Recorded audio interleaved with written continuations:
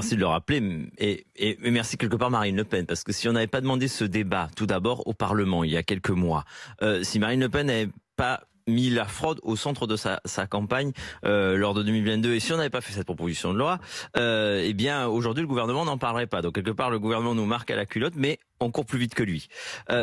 La fraude, c'est sous toutes ses formes d'ailleurs, parce qu'il faut parler en effet fraude sociale, mais également fraude fiscale, mais également fraude aux frontières, le fraude à la douane.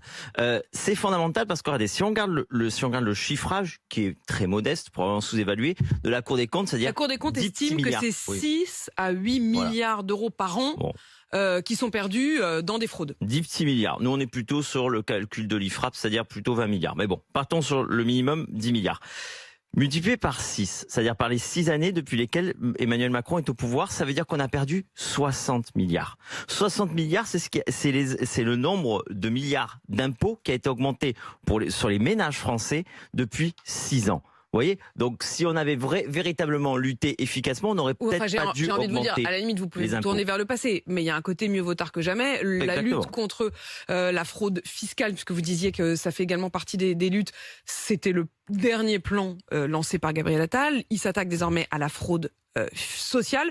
Je le disais, il estime que la première fraude, c'est d'abord la fraude des employeurs. En réalité, c'est la fraude du travail au noir, des cotisations non payées. Est-ce que là aussi vous êtes d'accord? Parce que ce qui est quand même frappant, c'est que dans ce plan qu'il va dévoiler tout à l'heure, il a l'air de dire que les premiers fraudeurs, ce sont les professionnels, c'est-à-dire les entreprises qui ne déclarent pas leurs salariés pour ne pas avoir à payer les cotisations, les médecins, voire les pharmaciens qui prétendent faire des actes qu'ils ne font pas, voire même qui font des actes médicaux de complaisance. C'est un tout, c'est évident. C'est vrai que la cotisation sur la fraude sur les cotisations, c'est un gisement important malheureusement de fraude.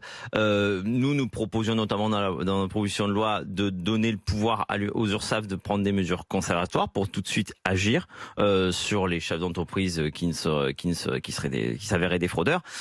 Mais de manière plus large, c'est tous les pans, et d'ailleurs le plan on reprend en partie, mais à chaque fois ce plan c'est un mélange de mesurettes, d'effets d'annonce, et au final c'est un plan petit bras. À chaque fois on a l'impression les mesurettes et les effets d'annonce qu'on va pas très loin, qu'on s'arrête même au quart de ce qu'il faudra aller. Les prestations ne seront plus versées que sur des comptes en France et non plus des comptes à l'étranger. Ça, c'est une bonne mesure? Oui, évidemment, ça va dans le bon sens. Mais vous voyez, par exemple, quand on parle fusion, carte vitale et carte nationale d'identité. Bon, c'est bien, mais le problème c'est que on le proposait déjà, et donc c'était déjà dans le débat public en 2017. Vous et d'ailleurs également la droite classique, Marine Le Pen en 2017 dans son projet. Retailleau, Marine Le Pen ont tous proposé en effet de renforcer cette carte vitale. Tout à fait. Les retraites versées à l'étranger, par exemple. Bon. C'est très bien. Pourquoi on va contrôler uniquement les gens ça j'ai pas compris, les gens qui sont âgés de plus de 85 ans? Il faut contrôler tous les retraités, tous ceux qui touchent des retraites à l'étranger. Chaque année, nous dans notre proposition, on demande à ce que un retraité, 65 ans quoi. Exactement, un retraité à l'étranger se signale chaque année pour prouver son existence, qu'il est encore vivant, tout simplement, auprès d'un consulat ou d'une ambassade. C'est clair, c'est net et c'est précis, et c'est chaque année. C'est pas un one shot comme a fait là le ministre. En septembre, ils sont allés vérifier, d'après ce que j'ai compris, en Algérie. Ils ont testé. Voilà, non, sur 1000 personnes retraitées, en tout cas officiellement retraitées, qui percevaient chaque mois leur retraite. Il y en avait visiblement 300 qui avaient disparu des écrans radars, vraisemblablement décédés, mais qui continuaient à toucher, enfin dont le compte en banque continue à toucher, la retraite. On propose de faire pareil d'ailleurs sur le minimum vieillesse en France. Vérifier chaque année que les personnes qui bénéficient du minimum vieillesse sont encore en vie, sont encore là, qu'elles prouvent leur existence, cette fois-ci auprès des préfectures.